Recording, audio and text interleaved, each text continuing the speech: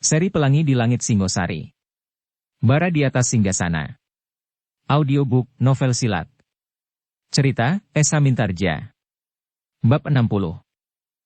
Berbagai macam pikiran dan perasaan bercampur baur di hati Sri Rajasa. Bahkan kadang-kadang ia mengenang dengan jelas, apa yang pernah dilakukannya terhadap Empu Gandring dan Aku Tunggul Ametung. Terbayang bagaimana Empu Gandring menunjukkan kepadanya keris yang masih belum siap itu. Bagaimana kecewa yang saat itu mencengkamnya. Namun kemudian bagaimana hatinya bergolak tidak terkendali lagi dan hampir di luar sadarnya tangannya telah terjulur dan keris Empu Gandring itu menghunjam di tubuhnya sendiri.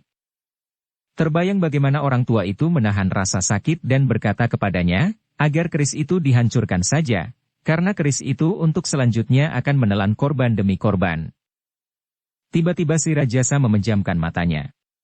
Bayangan itu serasa menjadi semakin jelas dan seakan-akan di dalam kesiapan di halaman dalam bangsalnya, sebuah bayangan berdiri memandanginya. Bayangan seorang tua yang baik, yang tersenyum ramah kepadanya dan meskipun dadanya telah terluka namun ia masih juga memberinya peringatan agar keris itu dihancurkan. Ken Arok yang bergelar Sri Rajasa itu menjadi berdebar-debar. Bayangan itu bagaikan bergerak mendatangnya. Sambil tersenyum Empu Gandring berkata kepadanya, keris itu akan menelan korban demi korban. Tidak, suara Ken Arok yang bergelar Sri Rajasa. Keris itu tidak akan menelan korban lagi. Tetapi bayangan yang tersenyum kepadanya itu berkata, aku tidak ingin melihat korban itu berjatuhan lagi. Terutama kau sendiri Angger. Tidak. Ken Arok memejamkan matanya. Meskipun ia seorang yang tidak terkalahkan, namun di hadapan Empu Gandring ia merasa terlampau kecil.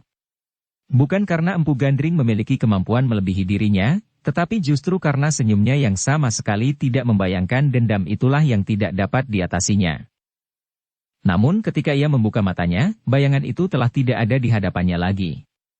Yang tampak olehnya adalah kegelapan halaman dalam bangsalnya. Sinar lampu yang melontar menyentuh dedaunan membuat gambaran yang aneh di dalam penglihatan Ken Arok. Tidak. Bayangan itu masih ada. Bayangan itu berdiri di antara dedaunan. Tetapi bayangan itu bukan lagi bayangan Empu Gandring yang tersenyum. Bayangan itu adalah bayangan wajah yang marah dengan sorot mata yang menyala. Bayang Aku Tunggul Ametung. Dengan ujung jarinya ia menunjuk ke wajah Ken Arok yang kemudian bergelar Sri Rajasa. Kau. Ken Arok yang bergelar Sri Rajasa menjadi semakin berdebar-debar. Dan bayangan itu melangkah semakin dekat. Di telinganya Ken Arok mendengar Aku itu berkata, kau sudah membunuh aku dan merampas istriku. Sekarang kau akan menyia-nyiakan anakku. Aku tidak rela Ken Arok. Aku tidak mendendam kematianku, apalagi karena kau sudah berhasil menjadikan Tumapel sebuah negara yang besar yang dinamai Singasari. Suara yang terdengar di telinga Ken Arok itu berhenti sejenak. Lalu, tetapi ternyata kau akan mengusir anakku, Ken Arok.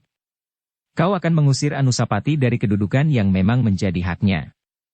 Kau akan memberikan hak itu kepada anakmu yang lahir dari perempuan yang tamak dan dibakar oleh nafsu yang tidak terkendali itu.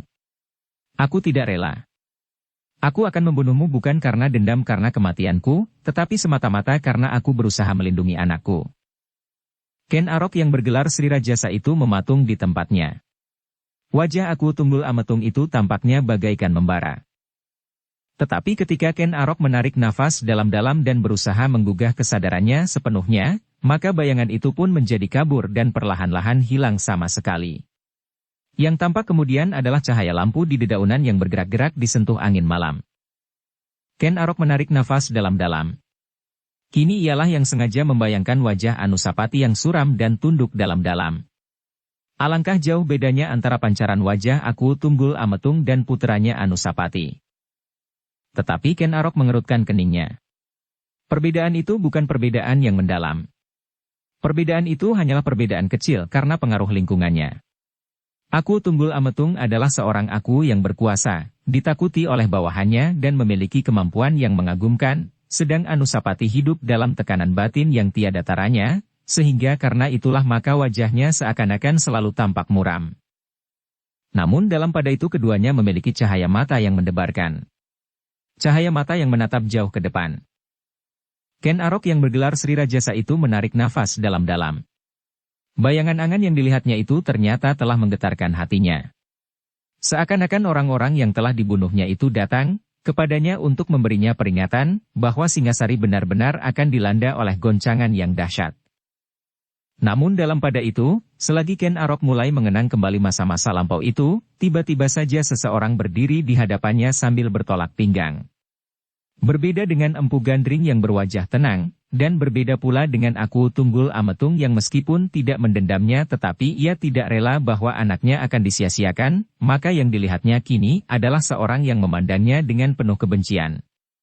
Dengan suara lantang ia berkata, "Aku memang mendendammu Ken Arok. Aku akan berusaha untuk melepaskan dendamku dengan cara apapun juga. Aku tidak ikhlas mengenang kematianku yang sia-sia karena perbuatanmu. Kau memang licik seperti iblis. Kau pergunakan sifat-sifatku yang kurang baik untuk kepentinganmu yang jauh lebih jahat dari sifat-sifatku sendiri. Apalagi kau sudah menjerumuskan aku ke dalam kematian yang rendah. Tunggulah bahwa saat itu akan datang. Kau pun akan mati dengan luka di dadamu. Kau tidak usah menyesal Ken Arok. Hantu Karotan tidak pantas untuk berlama-lama duduk di atas tahta." Oh, Ken Arok yang bergelar Sri Rajasa itu mengeluh. Ia sadar bahwa sebenarnya tidak ada seorang pun di hadapannya. Ia sadar bahwa Kebo Ijo itu hanya ada di dalam angan-angannya. Tetapi seakan-akan ia melihatnya dengan pasti seperti wajahnya yang luka oleh senjata dan mengantarkan kematiannya. Sekarang semuanya bangkit kembali di dalam kenangan, desah Ken Arok. Tetapi ia tidak dapat ingkar bahwa ia memang telah membunuh ketiganya dengan licik sekali. Ia dapat menepuk dada tanpa kegelisahan apapun juga meskipun ia mengenang juga kematian Maharaja Kediri, karena kematian itu terjadi di medan perang. Tetapi tidak demikian dengan Empu Gandring, Aku Tunggul Ametung dan Kebo Ijo. Namun tiba-tiba si Rajasa itu menggeretakkan giginya. Katanya, "Persetan dengan mereka. Mereka tidak dapat berbuat apa-apa lagi atasku. Sekarang aku berkuasa, dan sekarang aku dapat berbuat apa saja. Apalagi mereka yang sudah mati, sedangkan yang masih hidup pun tidak dapat berbuat apa-apa lagi atasku." Tetapi belum lagi ia selesai, mulai membayang wajah Mahisa Agni yang tenang dan dalam. Sebuah trisula yang silau dan permaisurinya yang dapat memancarkan cahaya yang aneh.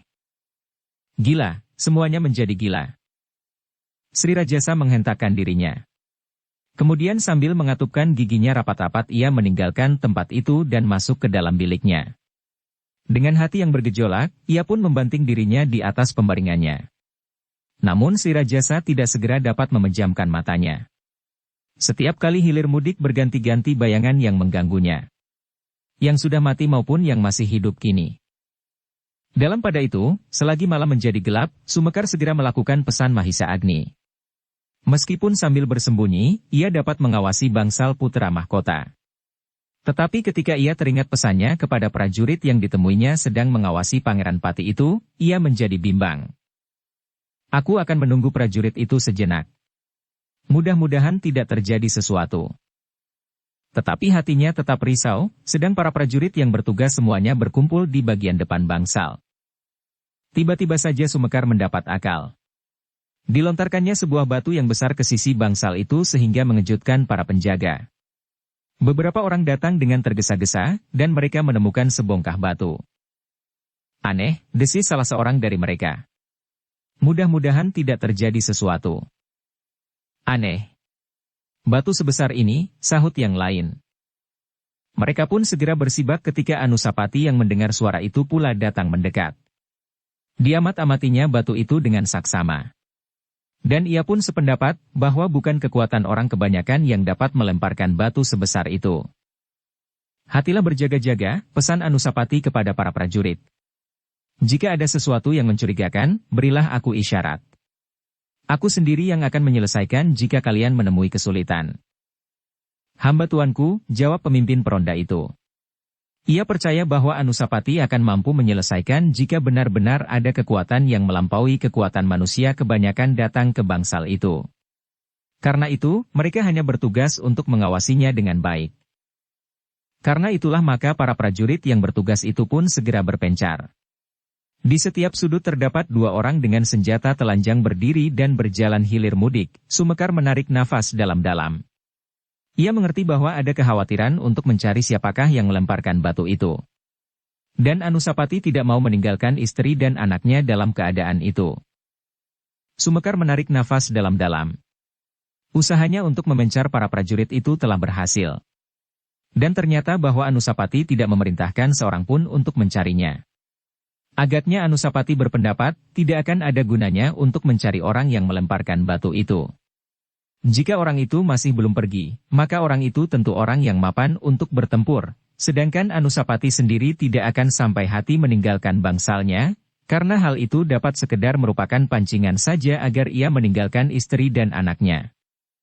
Dengan demikian, maka bangsal putra mahkota itu kini diliputi oleh kesiagaan yang tinggi, sehingga karena itulah maka Sumekar pun kemudian dengan tenang meninggalkannya sejenak. Di tempat yang sudah dijanjikan, maka Sumekar pun menunggu kedatangan prajurit itu sejenak. Namun ia kini harus menyiapkan cerita apakah yang akan dikatakannya kepada prajurit itu. Semula ia hanya akan menjebaknya dan melepaskan jejak pengintaian prajurit itu. Namun ternyata Mahisa Agni tidak menyetujuinya dan ia harus mendapatkan cerita yang akan dikatakannya. Sejenak kemudian, maka prajurit itu pun dilihatnya merunduk-runduk menuju ke sudut taman yang gelap seperti yang dikatakannya. Namun ternyata bahwa prajurit itu pun telah bersiap jika ia hanya sekedar dijebak oleh Sumekar.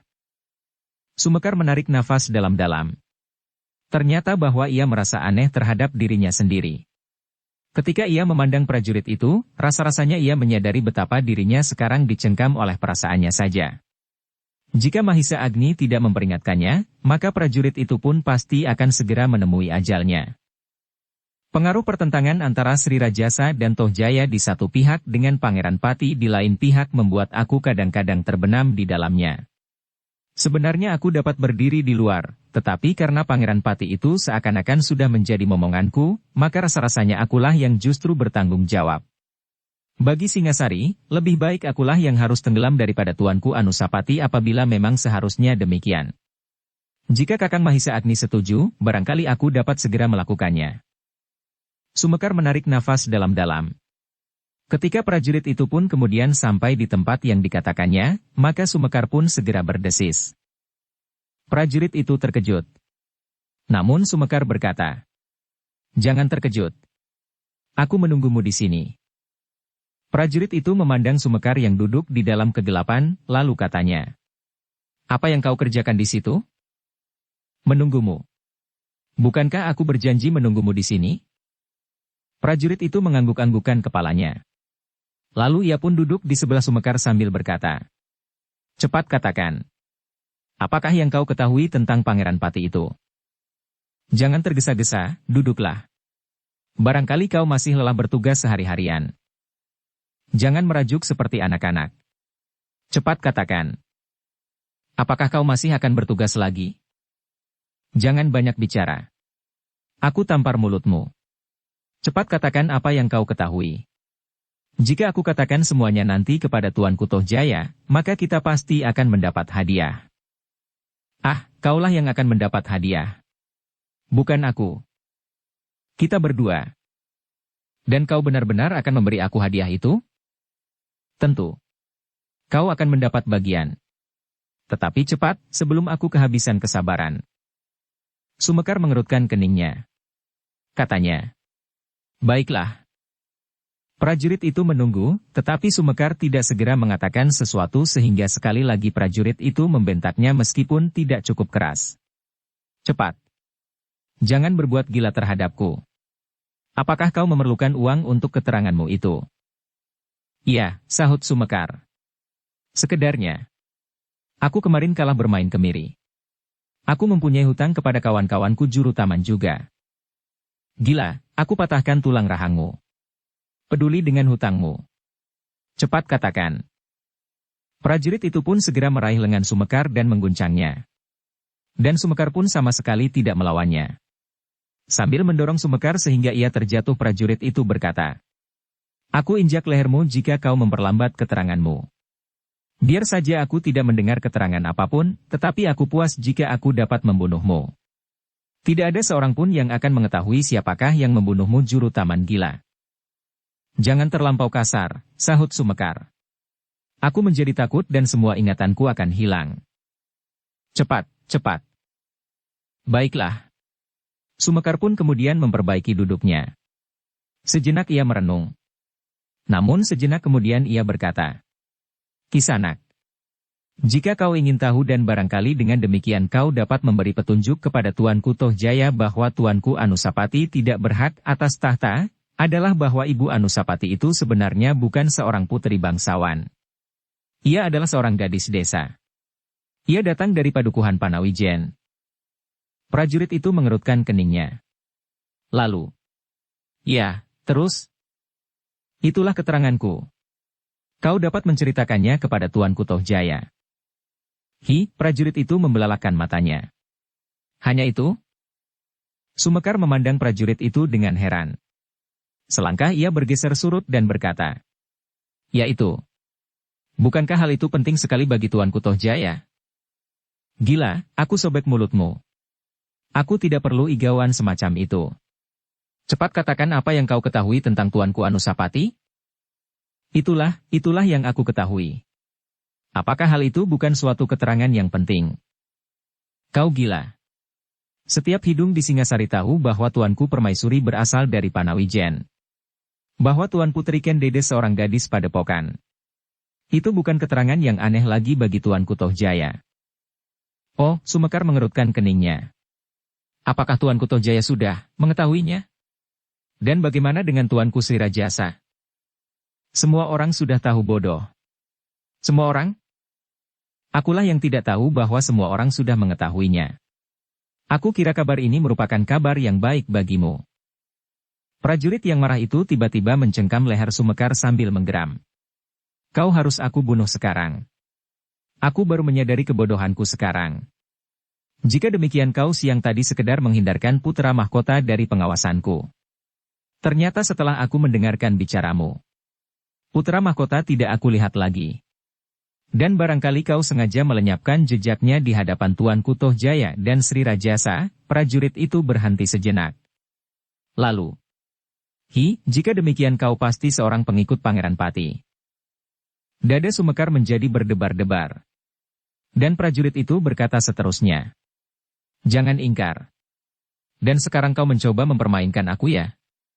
Aku tidak dapat kau kelabui. Dan itulah sebabnya kau menebak tempat ketika kau lihat aku memperhatikan Pangeran Pati itu hilir mudik dari bangsal Tuanku Permaisuri ke bangsal yang dipergunakan oleh Kakanda Tuanku Permaisuri, Mahisa Agni. Sumekar masih belum menjawab. Dan wajahnya masih kelihatan ketakutan dan bergeser semakin surut. Maaf, aku sama sekali tidak berniat demikian.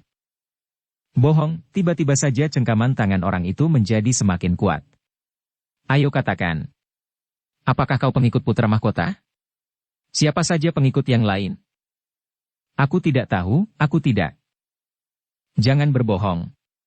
Aku dapat membunuhmu sekarang dan melemparkan mayatmu ke dalam gerumbul pertamanan yang kau pelihara itu. Setiap orang besok akan terkejut mendengar bahwa seorang juru taman telah terbunuh.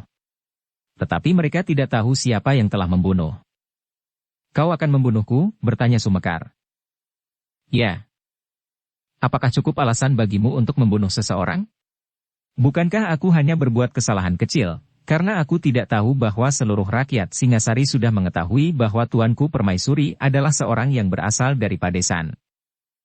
Kesalahanmu bukan sekedar mempermainkan aku dengan pura-pura tidak mengetahui hal itu.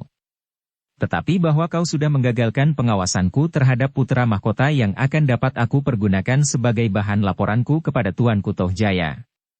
Lebih dari itu, kau sudah mengetahui bahwa di dalam udara Singasari yang panas ini, aku sudah menentukan sikap dan berpihak. Aku juga berpihak kepadamu, kepada Tuanku Tohjaya, berkata Sumekar. Aku tidak peduli, prajurit itu mengguncang leher Sumekar yang masih dicengkamnya. Aku tidak mempercayaimu. Tetapi, tentu ada yang akan menemukan mayatku. Tentu. Meskipun demikian tidak seorang pun yang akan mengetahui siapa yang telah melakukan. Tidak ada seorang pun yang tahu aku datang kemari, dan tidak ada seorang pun yang tahu bahwa kita pernah berhubungan. Tetapi jangan kau bunuh aku. Persetan, tangan prajurit yang mencengkam leher Sumekar menjadi semakin kuat menekan, sehingga napas Sumekar menjadi terengah-engah. Aku dapat berteriak, berkata Sumekar tersendat-sendat. Kau tidak akan mempunyai kesempatan berteriak. Coba berteriaklah. Prajurit itu pun kemudian menyentakkan tangannya sehingga ia mencengkam leher Sumekar dengan sekuat tenaganya. Sumekar benar-benar merasa tercekik sehingga nafasnya hampir terputus karenanya. Sudah barang tentu ia tidak akan membiarkan dirinya mati dengan cara itu. Karena itu, maka ia pun kemudian mencoba menghentakkan dirinya. Seakan-akan tidak disadarinya, kakinya telah menghantam perut prajurit yang mencekiknya. Demikianlah kerasnya, sehingga prajurit itu pun telah terlempar selangkah surut dan cekikannya pun terlepas. Ia sama sekali tidak menduga bahwa Sumekar masih akan berani meronta dan bahkan mendorongnya dengan kakinya. Gila, prajurit itu menggeram. Aku akan berteriak, berkata Sumekar. Jika kau menyerang sekali lagi, aku akan berteriak sekuat tenagaku. Tentu ada prajurit yang dapat mendengarnya. Prajurit itu menggeram. Namun ia sudah terlanjur bertindak. Jika juru taman itu tidak dibunuhnya, maka ia akan dapat menjadi orang yang sangat berbahaya baginya, dan bahkan jika ia sempat mengatakannya kepada Anusapati. Maka Anusapati dapat mengambil tindakan atasnya sebelum ia berbuat apa-apa. Karena itu, maka sejenak ia berdiri tegak. Ia tidak boleh memberikan kesan bahwa ia masih akan menyerang agar Sumekar tidak berteriak dan mengejutkan para prajurit. Jangan ganggu aku lagi, berkata Sumekar sambil melangkah surut. Tetapi prajurit itu ternyata tidak membiarkannya. Selagi Sumekar bergeser, itu pun segera meloncat menerkam. Menurut perhitungannya, Sumekar tidak akan berkesempatan mengelak. Tangannya pasti akan langsung berhasil mencengkam leher juru taman itu.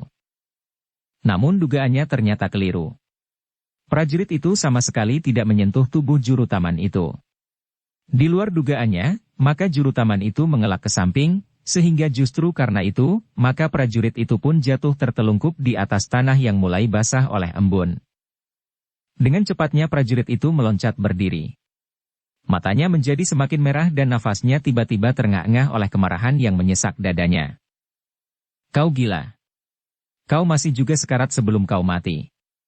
Jangan membuat aku marah sekali, sehingga aku mengambil keputusan yang mengerikan. Cepat menyerah dan beri kesempatan aku mencekikmu sampai mati. Kisanak, berkata juru taman itu. Jangan berbuat kasar. Aku akan benar-benar berteriak. Bukankah aku tidak bersalah sama sekali? Kaulah yang bersalah karena kau berusaha mengadu domba antara kedua putra Sri Rajasa. Kau mencari kelemahan dan mungkin kesalahan tuanku Pangeran Pati, lalu kau ceritakan kepada tuanku Tohjaya. Tetapi sebaliknya kau pun akan menceritakan kelemahan-kelemahan tuanku Tohjaya kepada tuanku Putra Mahkota. Nah, apakah sebenarnya keuntungan yang kau dapat dengan perbuatanmu yang licik itu? Persetan, geram prajurit itu. Aku tidak peduli. Aku memang akan membunuhmu. Apapun yang aku lakukan, kau tidak usah mempersoalkannya. Aku sekarang akan membunuhmu, dan habis perkara. Tetapi tidak bagiku. Tentu aku tidak senang kau membunuhku karena aku masih ingin tetap hidup meskipun aku menjadi semakin tua. Aku masih senang menjadi juru taman di Singasari. Aku masih senang memelihara taman-tamanan. Karena itu, jika kau masih tetap menyerang aku akan berteriak. Prajurit itu termangu-mangu sejenak. Tetapi ia menjadi semakin bernafsu untuk membunuhnya. Karena itu, maka sekali lagi ia bersiap untuk meloncat menerkam juru taman itu. Sumekar melihat kedua kaki prajurit yang sudah siap untuk meluncur itu. Sejenak ia termangu-mangu. Sebenarnya kesabarannya sudah sampai pada batasnya. Jika saja Kakang Mahisa Agni tidak berpesan mawanti-mawanti, katanya di dalam hatinya. Dalam keraguan-raguan itu ia melihat prajurit itu mulai bergerak. Karena ia masih belum dapat menemukan keputusan, maka tiba-tiba saja mulutnya benar-benar telah berteriak. Tolong, tolong. Suaranya terputus ketika kedua tangan prajurit itu menerkam lehernya. Tangan itu bagaikan hendak mematahkan tulangnya sehingga karena itu Sumekar berusaha untuk melepaskannya. Dalam saat yang pendek dan tiba-tiba itu ia tidak mempunyai kesempatan berpikir. Karena itu yang dapat dilakukannya justru menjatuhkan dirinya sehingga keduanya pun berguling-guling beberapa kali. Dalam keadaan itu, prajurit itu pun tidak segera dapat memusatkan kekuatan pada kedua tangannya untuk mencekik juru taman itu, bahkan tangannya mengendor sejenak dan prajurit itu masih harus menahan dirinya yang sedang berguling itu. Tetapi rasa-rasanya dorongan loncatannya terlalu keras sehingga untuk beberapa lamanya ia tidak berhasil menahan dirinya dan karena itu maka keduanya masih saja berguling beberapa kali. Dalam pada itu, ternyata suara juru taman itu dapat didengar oleh beberapa prajurit yang sedang bertugas. Sejenak mereka termangu-mangu. Namun suara itu jelas mereka dengar sehingga sejenak kemudian pemimpin peronda di gardu yang terdekat dengan taman itu pun bersama dengan dua orang prajurit pengawal yang lain, berlari-lari memasuki taman yang gelap. Sejenak mereka berdiri termangu-mangu karena mereka tidak segera melihat sesuatu. Namun sejenak kemudian mereka mendengar suara di sudut yang gelap seseorang yang mengaduh tertahan. Dengan sigapnya ketiganya berlari-lari ke arah suara itu. Beberapa langkah mereka berhenti dan dengan isyarat pemimpinnya memberikan perintah untuk memencar. Dengan senjata telanjang ketiganya melangkah mendekati arah suara itu. Namun mereka terkejut ketika mereka mendengar langkah orang berlari-lari menjauh. Tetapi sejenak kemudian suara itu pun hilang dari telinga mereka. Namun demikian, mereka masih mendengar dengus nafas dan keluhan tertahan-tahan itu. Pemimpin peronda itu termangu-mangu sejenak. Namun sejenak kemudian ia meloncat ke balik gerumbul pohon bunga-bungaan sambil mengacungkan senjata. Siapa? Yang terdengar adalah suara keluhan pendek. Kenapa kau hi? Siapa kau? Kedua prajurit yang lain pun segera mendekat. Mereka melihat seseorang terbaring di tanah dengan nafas yang hampir terputus. Kau juru taman hi? Yang terbaring itu adalah Sumekar. Ia pun kemudian duduk dengan pertolongan para prajurit peronda itu. Namun nafasnya masih tetap terengah-engah. Kenapa kau hi? Itu, suara Sumekar terputus-putus. Apa yang terjadi? Kau mendengar keteranganku? Leherku, jawab Sumekar sambil memegangi lehernya sendiri. Kau dicekik. Hi? Sumekar menganggukkan kepalanya beberapa kali. Tetapi tangannya masih tetap memegang lehernya. Siapakah yang mencekikmu? Duduknya selagi ia sakit. Sumekar menggelengkan sambil menjawab. Aku tidak tahu.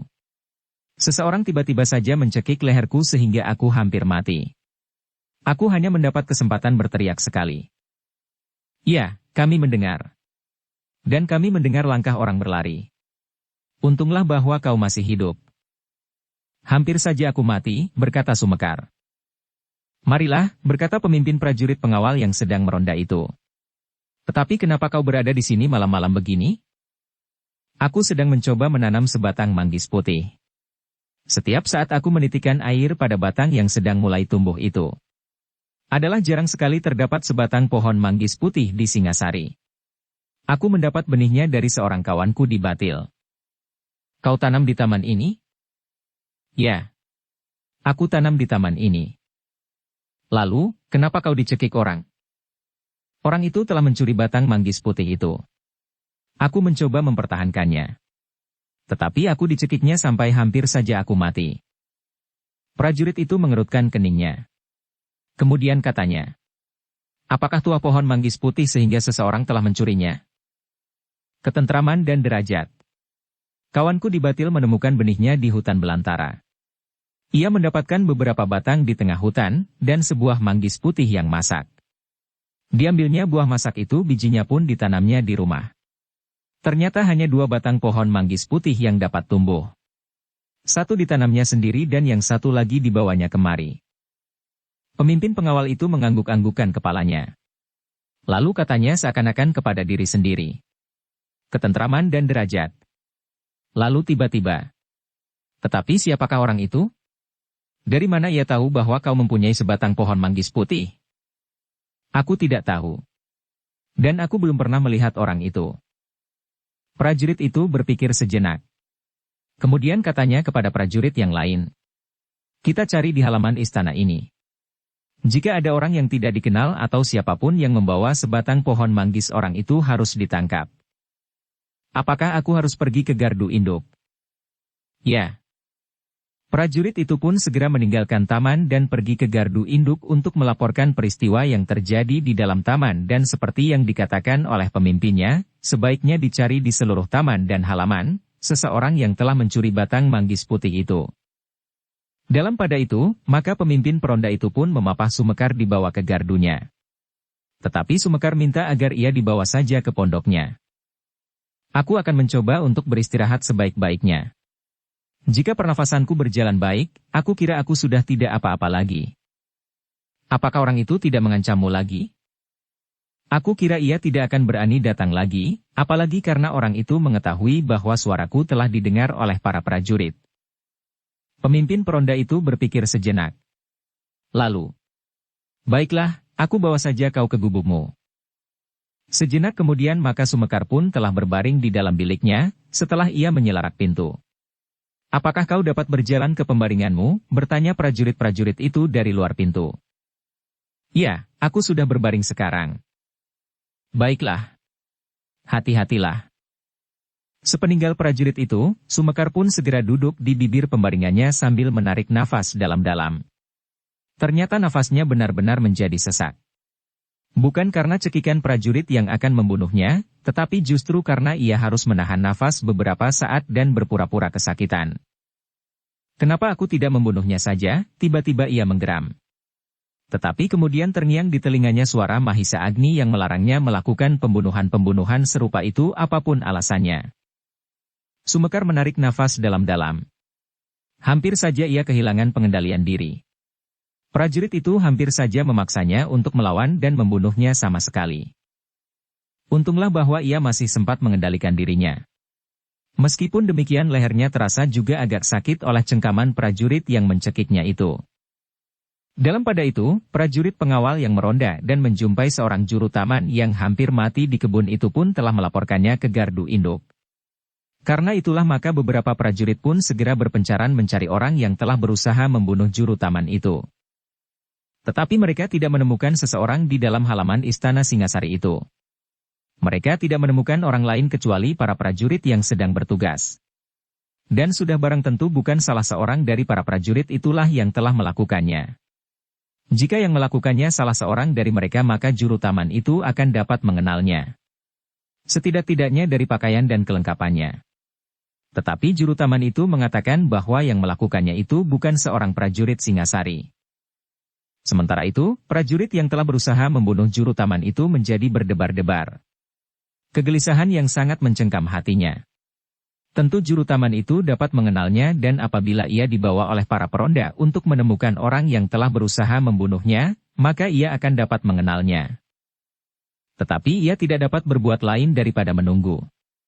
Jika juru taman itu datang dan menunjuk hidungnya, maka ia akan ingkar. Tidak ada bukti-bukti yang dapat memberatkan tuduhan itu.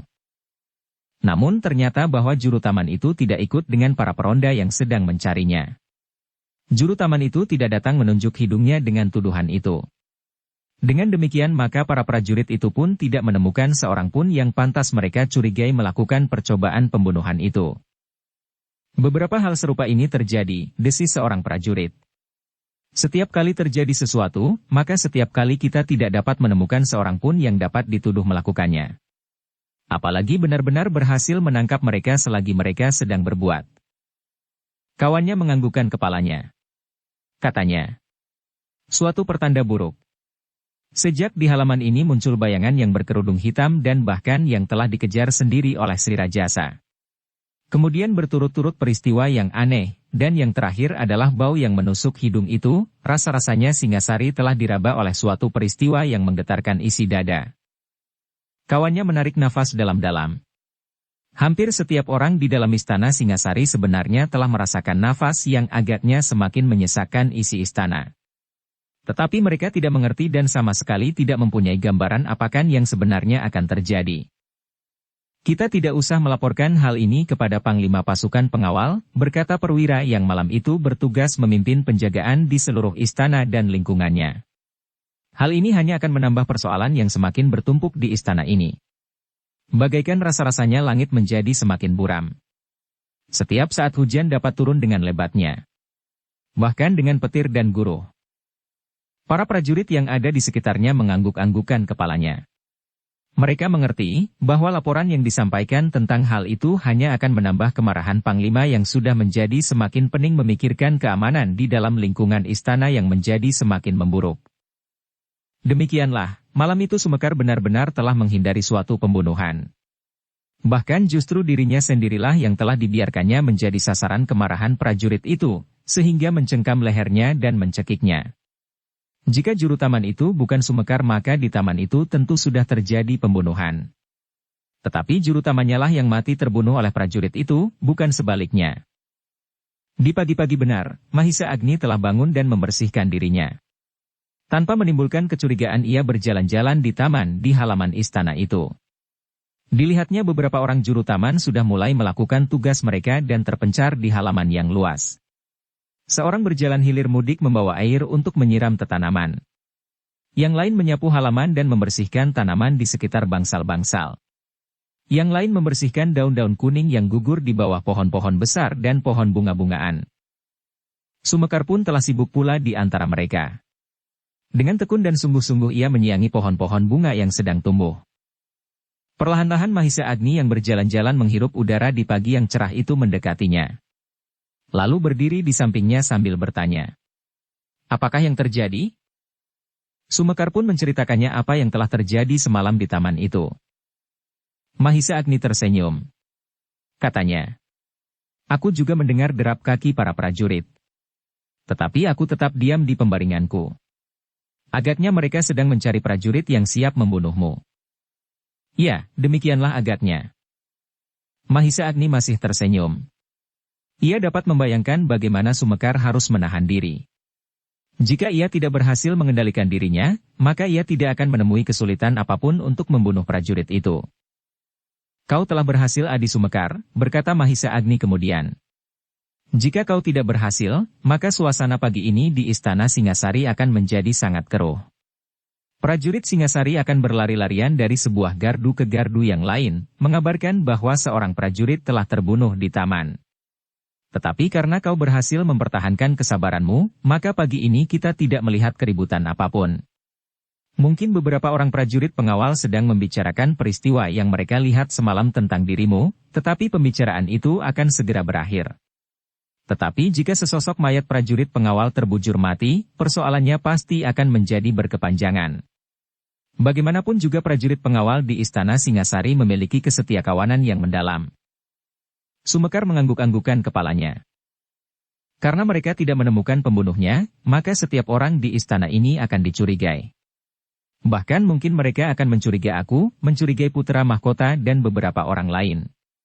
Kecurigaan itu tentu akan menyulitkan gerak kita selanjutnya, dan apabila akhirnya mereka mengetahui bahwa orang itu termasuk salah seorang pengawal Tohjaya, maka mereka pasti akan segera mencari sasaran kecurigaan mereka pada pihak yang lain.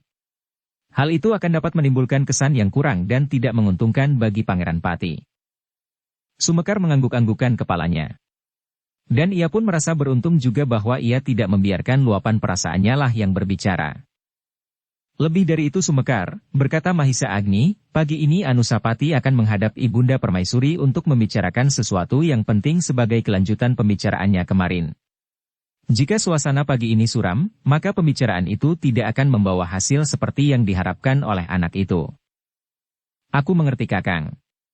Aku akan tetap berusaha mempertahankan keseimbangan perasaanku untuk waktu-waktu mendatang. Aku tetap diam di pembaringanku. Agaknya mereka sedang mencari prajurit yang siap membunuhmu. Terima kasih, jawab Mahisa Agni. Mungkin aku tidak dapat terlalu lama tinggal di Singasari. Jika Sri Rajasa menganggap kehadiranku di sini mengganggu, maka aku pasti akan segera diperintahkannya untuk kembali ke Kediri. Namun sementara ini aku berusaha untuk lebih lama lagi tinggal dan minta agar Permaisuri masih tetap berpura-pura sakit. Sumekar mengangguk-anggukan kepalanya. Mudah-mudahan Mahisa Agni masih dapat memperpanjang kehadirannya di Istana Singasari dalam keadaan yang gawat ini. Jika demikian maka ia tidak akan dibebani oleh perasaan tanggung jawab yang terlampau berat atas putra mahkota, karena tanpa Mahisa Agni, maka ialah orang yang paling tua yang dapat dianggap menjadi pelindung Anusapati. Sejenak kemudian, pembicaraan itu pun mulai berkisar dari keadaan yang semakin meruncing itu ke pembicaraan lain yang tidak berarti. Ketika seorang juru taman yang lain mendekati mereka, maka Mahisa Agni sedang bertanya kepada Sumekar tentang manggis putihnya yang hilang. Aku tidak melihat batang manggis putih yang kau tanam dan kau katakan hilang itu, bertanya seorang kawannya. Aku menanamnya di sudut itu, jawab Sumekar. Pohon manggis putih itu tidak dapat tumbuh sebesar pohon manggis biasa. Batangnya lebih kecil, tetapi daunnya lebih rimbun dan lebih kecil sedikit. Aku belum pernah melihatnya, berkata kawannya. Aku juga belum, sahut Sumekar kemudian. Aku baru mendengar dari kawanku yang melihat pohon itu tumbuh di tengah hutan dan berhasil menanam bijinya meskipun hanya 2 batang. Kawannya mengangguk-anggukan kepalanya. Lalu katanya, sayang. Jika benar yang hilang itu sebatang pohon manggis putih. Tentu benar. Kawanku itu tidak pernah berbohong. Mungkin kawanmu itu memang tidak pernah berbohong, tetapi kaulah yang berbohong. Sumekar mengerutkan keningnya. Terasa dadanya berdebaran. Hampir saja ia menyangka bahwa juru taman itu telah mengetahui bahwa sebenarnya ia tidak menanam sebatang pohon manggis putih. Namun kemudian ia menarik nafas dalam-dalam ketika ia mendengar Mahisa Agni tertawa pendek sambil berkata, apakah juru taman yang seorang ini sering berbohong? Tidak tuan, jawab juru taman kawan Sumekar itu. Aku tidak bermaksud mengatakan demikian. Sumekar pun tertawa pula. Katanya, hampir saja aku marah. Aku kira kau bersungguh-sungguh. Tentu tidak. Kau adalah seseorang yang paling baik di taman ini. Kau membiarkan rangsum makananmu diterima oleh siapapun yang memerlukannya, dan bahkan kau kadang-kadang membawa makanan jika kau bekerja. Ada-ada saja kau, sahut Sumekar. Hanya apabila aku sedang mutih sajalah aku tidak menerima ransumku karena aku sedang tidak makan nasi. Mahisa Agni tersenyum, sedang juru taman itu pun tertawa. Dan sejenak kemudian maka Mahisa Agni pun berkata, kerjalah. Agaknya aku di sini mengganggu kalian karena kalian telah berhenti bekerja. Atau kalian memang memanfaatkan kehadiranku ini untuk bermalas-malas? Kedua juru taman itu tertawa semakin keras, sehingga beberapa orang yang mendengarnya memandanginya dengan heran. Seorang juru taman yang lain yang kebetulan sedang melintas sambil membawa seonggok sampah, telah berhenti termangu-mangu. Berjalanlah terus, berkata juru taman yang sedang tertawa itu. Lalu, aku telah menerima hadiah dari tuanku Mahisa Agni. Orang itu tidak berjalan terus, justru ia berhenti sambil mengerutkan keningnya. Bahkan kemudian diletakkannya sampah itu dan berjalan mendekat. Apakah aku juga akan menerima hadiah? Mintalah kepada kawanmu itu, sahut Mahisa Agni. Ialah yang membagi hadiah hari ini, karena hari ini adalah hari yang baik baginya. Juru taman itu bersungut-sungut. Tetapi ia tidak berani berbuat apa. Sambil berjongkok ia memandang Mahisa Agni yang melangkah pergi meninggalkan taman itu. Gila kau, juru taman itu menggerutu, sedang kawannya masih saja tertawa berkepanjangan, sedang Sumekar hanya tersenyum-senyum saja memandang kawannya yang kecewa. Dalam pada itu, selagi para juru taman itu berkelakar, Anusapati telah meninggalkan bangsalnya menuju ke bangsal ibundanya.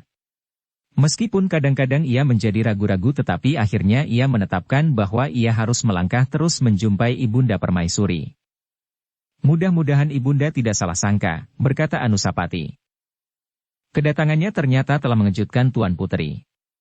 Selagi hari masih pagi, putra mahkota sudah datang menghadapnya.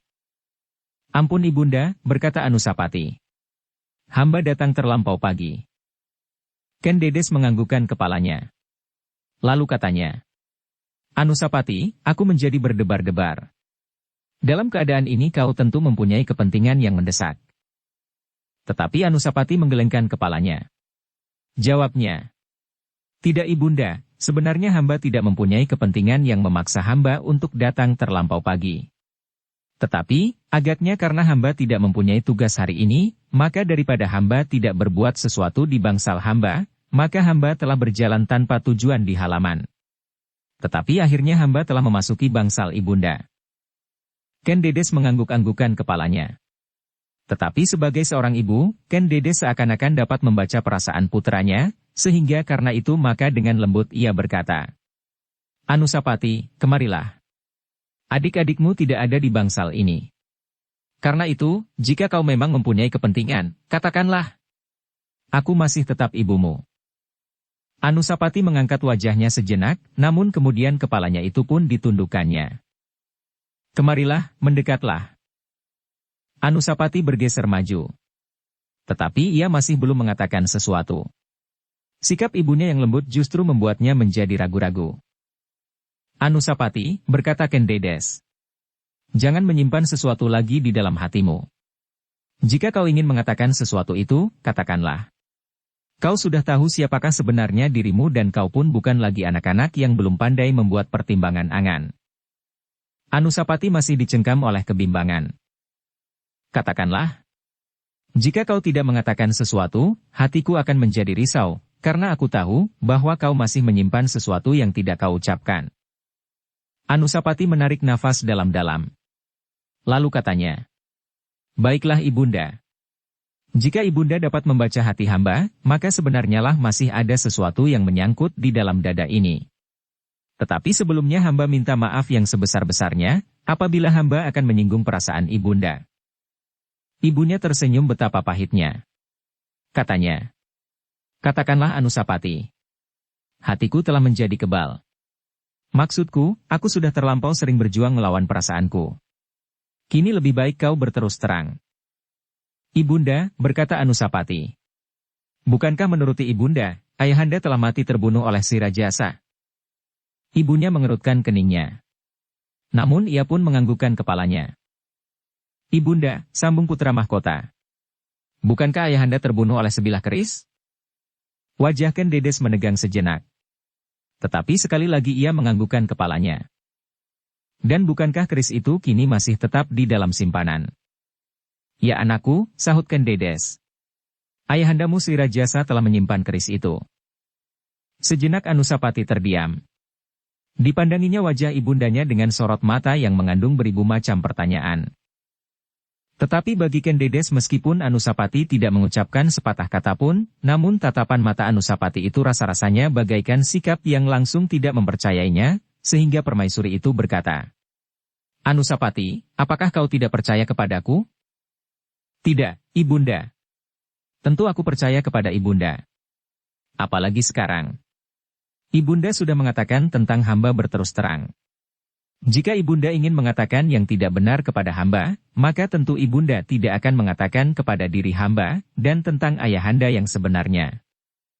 Sesuatu berdesir di dada Ken Dedes. Sekarang hamba sudah mengetahui bahwa ayahanda Tunggal Ametung terbunuh. Dan pembunuhnya adalah Sri Rajasa yang telah mengangkat hamba menjadi seorang putra mahkota, tetapi yang telah mengancam hamba pula untuk melepas jabatan hamba itu, sambung Anusapati kemudian.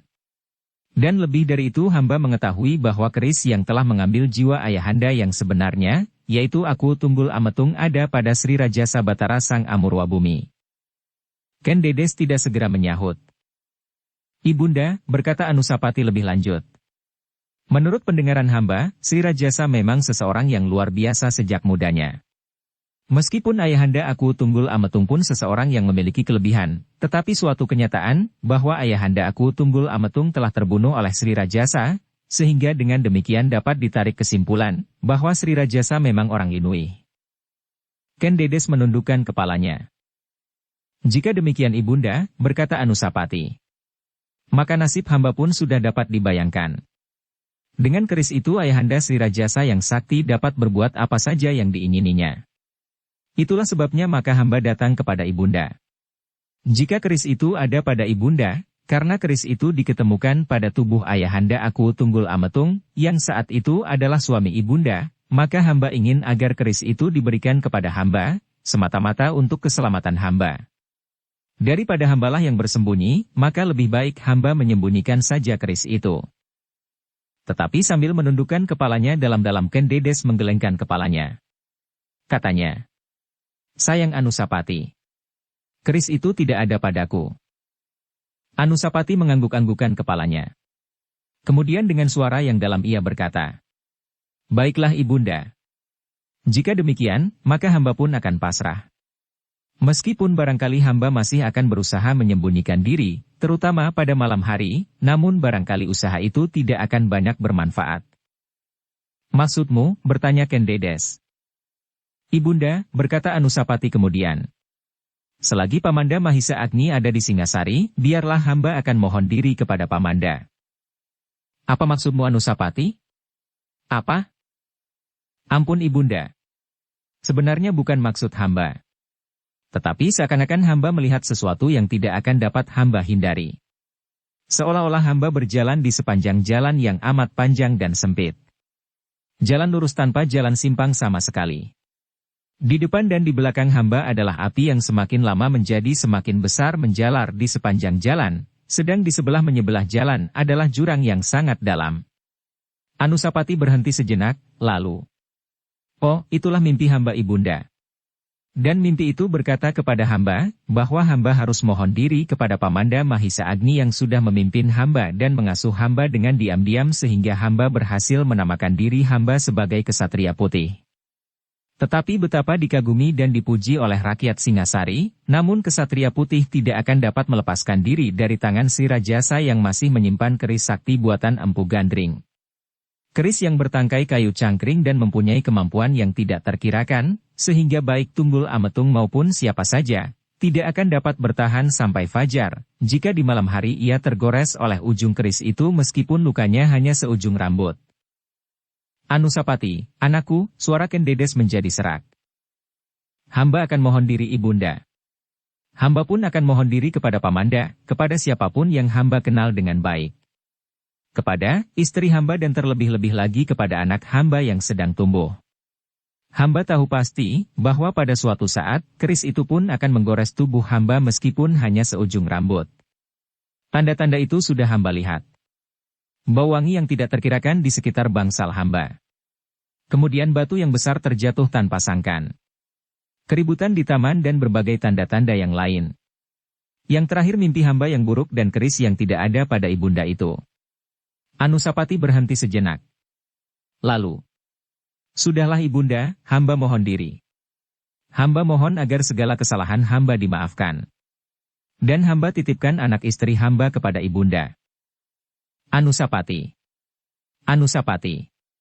Kendedes tidak dapat menahan air matanya yang dibendungnya di pelupuk. Perlahan-lahan air yang bening itu pun meleleh di pipinya. Anusapati hanya menundukkan kepalanya. Tetapi ia pun terharu mendengar sedusedan ibundanya. Anusapati, berkata Ibunda. Kenapa kau minta diri kepadaku, kepada pamanmu dan kepada semua orang yang kau kenal dengan baik? Kenapa kau begitu yakin bahwa ayahandamu yang sekarang akan melakukannya atasmu, seperti yang pernah dilakukannya atas ayahandamu yang sebenarnya Tunggul Ametung? Ibunda, berkata Anusapati. Jika ayahanda Sri Rajasa membunuh ayahanda aku Tunggul Ametung tentu bukannya dilakukan dengan tanpa maksud. Tentu ada sesuatu yang mendorongnya berbuat demikian. Tentu Sri Rajasa ingin duduk di atas singgasana Tumapel waktu itu, atau keinginan yang lain yang bagi Sri Rajasa yang bernama Ken Arok itu tidak kalah nilainya, yaitu Ibunda Kendedes. Dan bagi Sri Rajasa, hamba adalah semacam noda yang mengotori keinginannya itu. Hamba juga menodai keinginan Sri Rajasa untuk tetap berada di atas tahta Tumapel yang telah berhasil dikembangkannya menjadi Singasari sekarang. Dan hamba pun akan merupakan noda dalam hubungan keluarga antara Sri Rajasa dan Ibunda Kendedes, karena hamba lahir bukan karena hubungan tersebut. Anusapati, potong Kendedes. Sudahlah. Tetapi itu bukan berarti bahwa jiwamu selalu terancam. Tentu Ibunda, sahut Anusapati. Betapa tidak, jika Sri Rajasa ingin tetap mempertahankan apa yang sudah dicapainya, maka aku harus disingkirkan. Jika Sri Rajasa telah membunuh aku Tunggul Ametung dan berhasil menguasai tahta Singasari sekarang, maka ia tidak akan melepaskan tahta itu kepada orang lain. Dan hamba adalah orang lain bagi Sri Rajasa. Juga setelah Sri Rajasa berhasil memperistri Ibunda Kendedes, maka bagi Sri Rajasa aku telah mengotori hubungan itu karena hamba lahir bukan atas kehendaknya. Anusapati, sudahlah. Sudahlah. Oh, maaf Ibunda. Hamba telah berbicara terlampau jauh. Tetapi maksud hamba adalah semata-mata untuk menekankan keyakinan hamba, dan kenapa hamba telah memohon diri. Anusapati berhenti sejenak. Lalu, jika hamba masih sempat memandang matahari terbit, maka hamba pasti masih akan menghadap Ibunda di hari-hari mendatang. Tetapi jika tidak, hamba sudah mohon diri dan mohon maaf atas semua kesalahan hamba, sehingga kematian hamba tidak lagi dibebani oleh rasa bersalah kepada ibunda. Sedangkan kepada ayahanda Sri Rajasa, hamba tidak akan mohon maaf, karena hamba tidak merasa pernah bersalah kepadanya, karena hamba tidak berbuat sesuatu selain mengalami kepahitan perasaan yang tiada taranya. Anusapati, suara Ken Dedes terputus. Sudahlah ibunda. Hamba mohon diri. Hamba mohon diri dari hadapan ibunda dan hamba mohon diri untuk seterusnya jika hamba sudah tidak sempat menghadap ibunda lagi. Mudah-mudahan hamba dapat sampai ke hadapan Yang Maha Agung tanpa membawa setitik dosa pun. Tidak. Tidak, suara Ken Dedes terputus oleh isaknya. Kau tidak boleh pergi Anusapati. Aku memerlukanmu. Istri dan anakmu memerlukanmu dan terlebih-lebih lagi Singasari memerlukanmu. Bersambung ke bab 61. Dukung kami dengan subscribe, follow, like, komen dan share. Terima kasih.